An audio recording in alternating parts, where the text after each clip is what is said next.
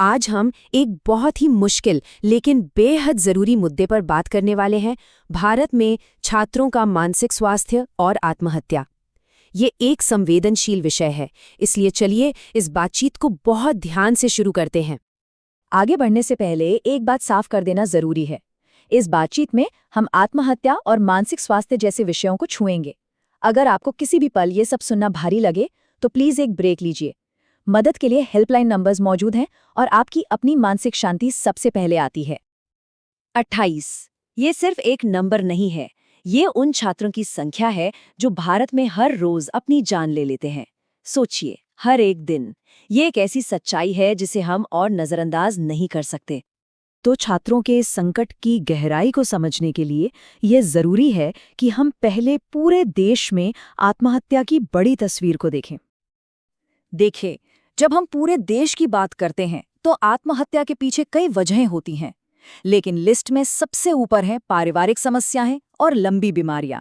ये दिखाता है कि हमारा सामाजिक और निजी तनाव आपस में कितना ज्यादा जुड़ा हुआ है, और यही दबाव कहीं ना कहीं छात्रों तक भी पहुंचता है। और ये सिर्फ हमारे देश की बात नहीं है। जब हम दुनिया से तुलना करते हैं तो वर्ल्ड हेल्थ ऑर्गेनाइजेशन के आंकड़े बताते हैं कि भारत में आत्महत्या की दर दुनिया के औसत से काफ़ी ज़्यादा है। ये एक बहुत बड़ा पब्लिक हेल्थ इशू है जिस पर तुरंत ध्यान देने की ज़रूरत है।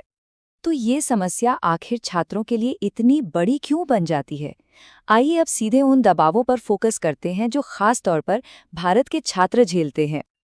असल में छात्रों पर दबाव एक तरफ से नहीं बल्कि चारों तरफ से आता है। एक तरफ इम्तिहान का जबरदस्त प्रेशर, दूसरी तरफ माता पिता को निराश न करने का डर, फिर दूसरों से लगातार तुलना होती है, और वो कोचिंग कल्चर का माहौल जो एक रेस की तरह बन गया है। ये सब मिलकर एक ऐसा प्रेशर कुकर बना देते हैं जिसमें जीना मुश्किल हो जाता है। और इस प्रेशर कुकर में आग का काम करती है रिलेटिव मार्किंग जैसी चीजें। आईआईटीज जैसे कई बड़े संस्थानों में ये सिस्टम आम है। इसका मतलब है कि आपका अच्छा प्रदर्शन करना ही काफी नहीं है, आपको दूसरों से बेहतर करना होगा।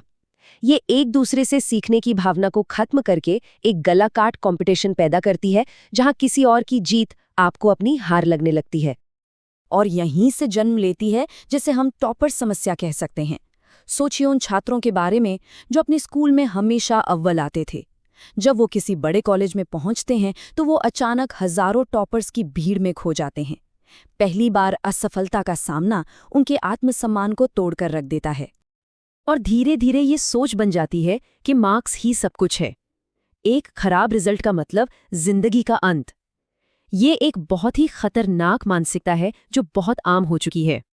तो सवाल ये उठता है कि इतना सब कुछ होने के बावजूद ज्यादातर छात्र मदद क्यों नहीं मांगते? जवाब एक शब्द में है, कलंक, यानी स्टिग्मा। हमारे समाज में आज भी डिप्रेशन को आलस का नाम दे दिया जाता है। एंजाइटी को कह दिया जाता है कि तुम बस ज्यादा सोच रहे हो। मेंटल हेल्थ को आज भी एक कमजोरी की तरह देखा जाता है, और यही सोच एक चुप्पी की दीवार खड़ी कर देती है। इसका नतीजा 1% से भी कम। भारत में जिन बच्चों को मानसिक स्वास्थ्य से जुड़ी मदद की जरूरत है, उनमें से 1% से भी कम को किसी भी तरह का मेडिकल सपोर्ट मिल पाता है। बाकी सब अकेले ही इस लड़ाई को लड़ते रहते हैं। तो क्या इस स्थिति को बदला जा सकता है?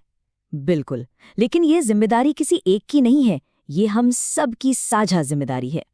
सबसे पहली और जरूरी शुरुआत घर से होती है। माता पिता के लिए ये समझना जरूरी है कि वो अपने बच्चों को ज्यादा सुने और उनकी तुलना दूसरों से कम करें। उन्हें प्यार उनके नंबरों के आधार पर नहीं, बिना किसी शर्त के मिलना चाहिए।